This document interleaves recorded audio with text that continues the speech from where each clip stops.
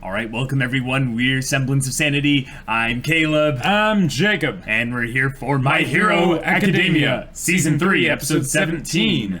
Woo! Right. We're back, guys. We are back. Yes, Yeah. we know we have to catch up a little bit here, but that's fine. That's awesome. Yeah. We were in Texas, though, having a great time, but we had the whole bombshell of a twist last episode. Uraraka was not Uraraka. And in fact, surprise. potentially even this cute girl isn't even who she appears to be. Yeah. Hopefully she's Toga. Yes, basically with this whole Battle Royale kind of provisional license exam situation, it would be a lot more interesting if we cared more about the characters. Well, I do care about Inasa, Yes, the Inasa's master fantastic. airbender, with his whole contradiction of loving UA and passionate, but not going to UA, even though he was a shoo-in for it.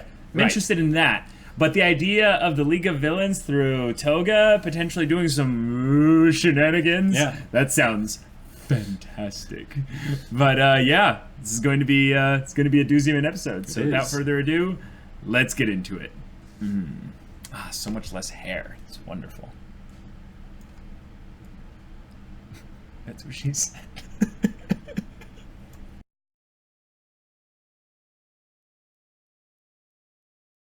Okay, so they touched a lot of bases in this episode. They did. And I'm really glad they did that, because you don't...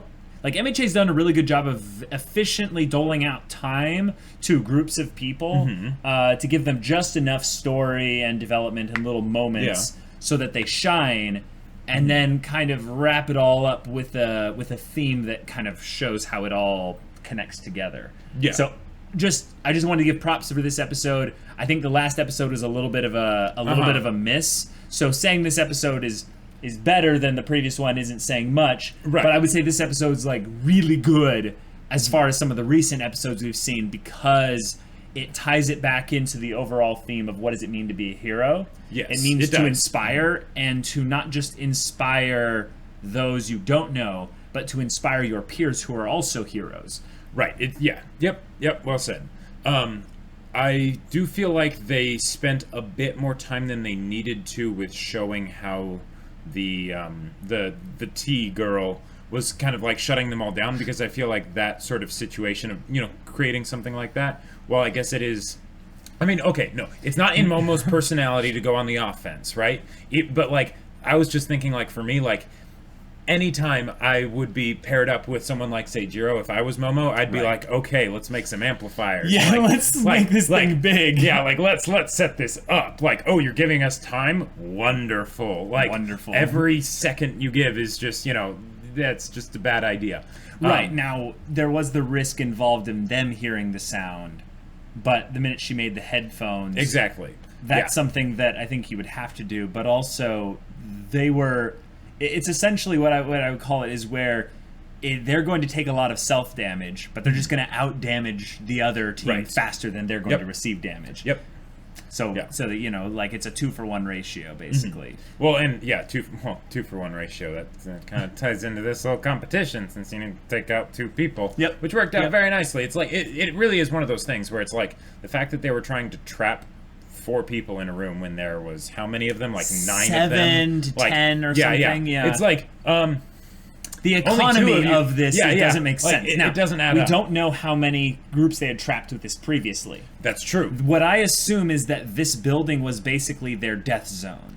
And anyone that was lured in here, they systematically got them and doled out the resource value to a player, probably the leader. Yeah, probably starting from the leader, and then what I think also they more or less are maybe metagaming a little bit is that they realized with their group that they don't have the flashy, really strong multi-use quirks that a bunch of the other students at 1A have, or like Inasa, and the main thing they don't want to do is lose. So if they stay in a building with a controlled environment, they might eventually win, but I think they didn't count on the fact that people would just win so quickly. Exactly. Yeah, because it's the idea that they didn't want to draw attention themselves. That's good, But like that, and here's the other thing. We know that they hadn't really gotten many people before then, because otherwise some of them would have already passed. Well, no, they would. You don't know how big their group was to start with.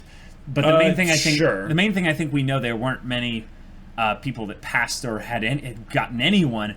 Was that I'm guessing the leader, given her selfish attitude, would have said, I get first pick, right? Because I am the one that is making your puny quirks even worthwhile or something. Yeah. But the thing is that, can we talk about her quirk?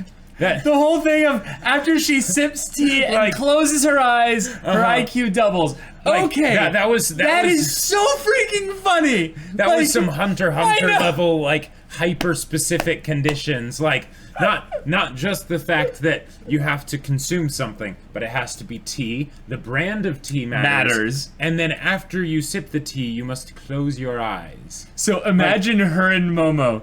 Momo's like, I'll open up the hall for you. What tea do you prefer? And she's like, they go there and they just sip tea casually. Well, no. And then she like keeps moving away up to where she's eventually at Momo's level. Right.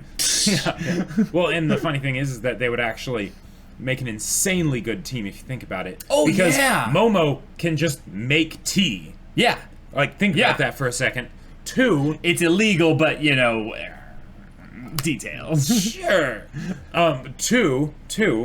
Oh wait, non-living material. Right. Technically, tea comes from plants, even though they're dead. Yeah, I think Momo just. I think Momo just could make some artificial. I think she just BS that as an excuse to basically say. Well, no. We need to go into the shop. Okay, well, I would say no. I'm talking about when we were first originally introduced to her quirk. She can make non-living materials. So potentially what she could do is make artificial tea. But the thing is, would that brand necessarily not actually do anything for her quirk? But hey, it's an interesting thing. She makes a bag to hold the tea, and then she makes a tea kettle or something like that. Yeah, there's plenty of ways they can work it out. Here's the thing. Momo's quirk also is based on what she understands. Yes. So she could tell her how to do everything, and then she could explain things to her because she's so smart for this amount of time, whatever. Right. And then Momo is then able to make bigger and better and more awesome stuff. Right. I do like the fact that Momo had to consult her book this episode. Yes. That felt very like wizards with their spell book. Yes, exactly. I really think that Momo's character is one that we're going to see have some really cool moments in the overall grand scheme. Yes, moments. Yes. Yeah. When she's surrounded by a group of people, and they protect her, and she ends up overall protecting them. Because she's given enough time to cast her spells, basically. So I love her character. I love that she had a moment here. I did like that we had characters that weren't necessarily like, big characters in 1A have kind of their moment by being in proxy to Momo. Yeah. In Shoji and yes. Okay. That shot of Jiro. Okay, because Sue, getting all cold and stuff because she's a frog and everything. Yes, and Shoji wraps it up in the blanket and cradles her with all 6 of his webbed arms. It's yes. Oh, so precious, so precious. Yeah. That was fantastic. I love that. Okay, I think we talked a bit much on them. We've basically got that out of the way, but that whole tea sipping thing was hilarious. Yeah. Absolutely hilarious. Yes. But I wanted to go into the whole thing with Inasa and Todoroki. Now, the whole thing about that little glance there, I think, is basically the basis for all of the reasons for why he didn't go to UA. Because at the very least, we haven't gotten any data as of now as to why he wouldn't go. Everything says to the contrary that he would go to UA. Right. All the reasons are there. Yep. And he is basically yes, passion, and you like Stampman too. That's awesome. And he's like, why is he talking to me? And then he has this moment where he briefly notices Todoroki and he yeah. And then he, what were we talking about? Here's what it could be. Yeah. So, okay. And this could allow for some interesting dynamics because the fact that Inasa didn't go to UA, that meant that Momo got in through recommendations. Well, because I'm guessing Todoroki was the top one, right? Well, we were guessing, and I think it makes sense that Todoroki would get in based on quirk, but there were 2. Oh, sure. She could have ended up being in Class B or something. But the idea is, she could have still gotten into UA. Right. But she wouldn't have just gotten in like that, and she might have had trouble with the robots. Yeah, like, who knows? I don't. She would right. I just don't think that we can necessarily say that because Inasa didn't go in, that a certain specific character can be determined as the one that wouldn't have gotten in through recommendations. Because I don't think we fully know exactly how the 1A, 1B things recommendations work. Sure, yeah. It could have been something that shifted over. But the point is that would have been something that would have been different. But, yes, that's true. Here's the thing. What if the reason that he didn't get in, because one of the things that I've thought about with Inasa, right? Didn't get in or didn't choose to go in. Okay. Didn't accept his, acceptance. Is that he has... he has a quirk that has been basically described as being better than Todoroki's, or at least rated higher on the whole quirk rating system, however it works, right? Sure. Now, Todoroki, the origin of his quirk is a bit iffy territory. Well, we don't know how much people know. One of the things... Sure. One of the things that's kind of going to be brought up, I'm pretty sure, is that Todoroki probably has a lot of rumors around him. And specifically around him and his dad. Yeah, but however much it's known publicly versus just rumors and speculation and then tabloid type stuff. Yeah. I'm guessing what it seems to set up here is that he personally doesn't like Todoroki, and that could be not necessarily because of Todoroki, it could be because of Endeavor. Yeah, I think it's more likely because of Endeavor. Sure. Yeah. Because no one knows Todoroki. Like, I get that. Yeah. So... what if he basically didn't want to go into UA specifically because he did not want to be around... he could not stand the idea of being around or in the same class with Todoroki, the son of Endeavor, or whatever, right? Because that probably would have been something that would have happened. Why? See, that's the thing. I think it's a little bit vague right now in a good way, because it's not clear as to... it's clear that he doesn't like Todoroki. Like, that look... given that this is a guy that likes everyone, and he loves UA, like, he'll just talk to anyone. Passion, heroes, let me join you. It seems like this is a guy that can't wait to get out and be a hero. And even just talk with people about hero stuff. But Todoroki, he catches a glance of him. It's like the opposite of the Doug from Up. Instead of going, squirrel! It's like, Todoroki! No. Yes, the heroes are amazing! Exactly. And from what we've seen from Inasa, they have been very careful with his screen time because he hasn't... the total screen time that he's had has been very little. Very small And amount, every single time that we've seen him, it has done something that added to that whole contradiction and question of why is he not in UA. Right? They did not do any of that there in that little time that they showed him, other than the fact that he doesn't like Todoroki, apparently, or reacts negatively in some manner, shape, or form for some reason, or whatever. Right. My question, though, is it going to be a thing of his reasons why he doesn't like Todoroki, or the reason why Todoroki kind of triggers that kind of scowl emotion kind of thing? Is that based on something we know already, or is that something we're going to have revealed in the future? I would almost guarantee you that it would be based on something that we already know, because they're already revealing new information about Inasa. So there's no point in revealing new information that is based on new information. No point, I would say no, but I would say there's very little point, yes. The thing that I'm curious about is how much of it is actually Shoto and how much of it is Todoroki. This is my thing here, is that Todoroki has the kind of the reputation. Oh, that's Endeavor's son. Like, back when we were at the tournament and stuff, we'll assume Inasa saw that. Yeah. Everyone was like, oh my gosh. Endeavor's son, wow, like, he's actually here in UA. Of course, as expected of UA. And then we see in the actual tournament, the things that kind of are Shoto's thing. Shoto, like, destroys Sero with like ice. Just destroys him. He has a little bit of a flub moment with Deku and Bakugo because he's thinking about all this. Now, I don't know what Inasa might have thought from that, but I think what he would have looked at from here is like, this boy's got some stuff going on. Okay, so I don't think he's actually like anti-Shoto. I think he's anti-Todoroki. I think the Todoroki family, because of Endeavor, has a reputation, and it's not necessarily just what we know. It might be that plus some other little things that we don't know about. Oh yeah, sure, but it's all based on established information that the Endeavor's whole family, Yes. Todoroki or Shoto and everybody, there's it's not all clean, it's not all pretty, it's not all nice, it's not the perfect happy family. Right, but that's a lot of that might just be reputation and not actual facts, kind of thing. So I'm wondering how much of it is actually based upon something that's is this something that could be easily solved by him just meeting Todoroki, Shoto, basically, and just being sure. you're a cool guy. Why Sure. was I all against this whole thing and everything? Mm-hmm. Or is it by the association of the whole thing? He's unable to separate in his head the idea that Endeavor, is creating Spawn. Literally, Right. that's Endeavor's whole purpose here. Yeah. But none of the kids, as far as we've seen, are anything like Endeavor. Right. Yeah, and we met the daughter.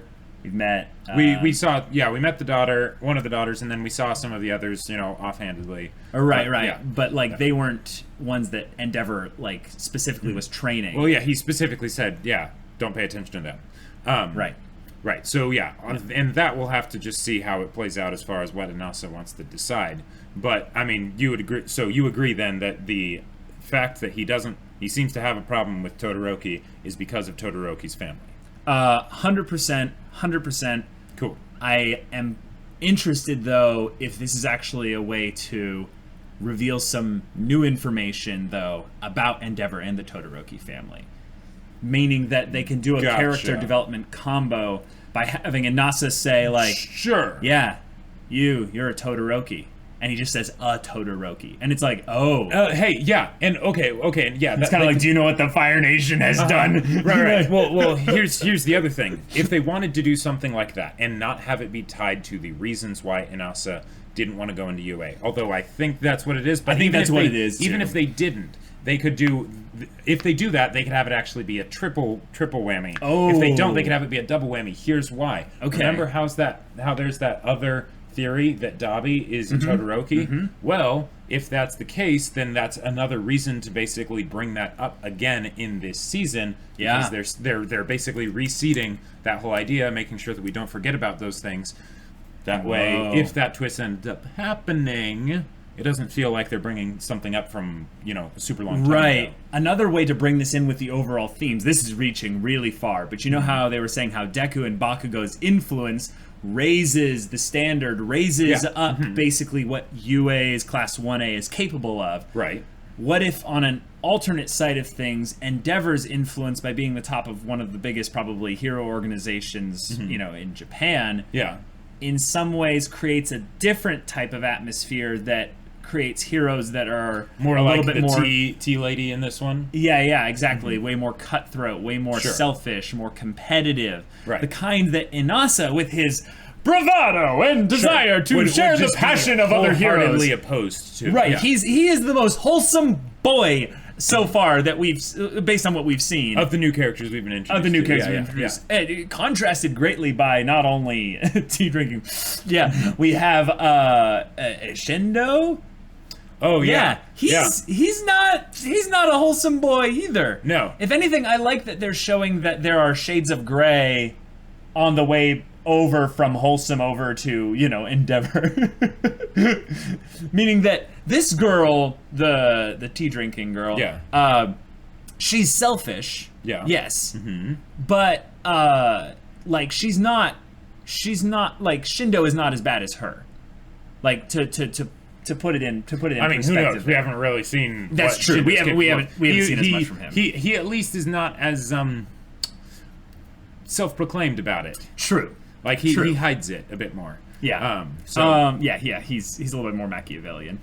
We had that little encounter with Todoroki to basically showcase how he won. Right. Which, let's be real, who thought Todoroki was going to lose? Yeah, I mean, come on. No one. And again, it's one of those things where it's like, because this just makes me think more about the whole idea of RTSs and stuff. The bigger an army you have, the more upkeep it has. True. So why are they going after one person? Like that's just silly. It kind of shows that yes, they are here to be the way to just show how Shoto is, yes, awesome, in case you forgot. Well, not only that, this is something that I think we'll have brought up probably over and over again, is that everyone is in their own bubble.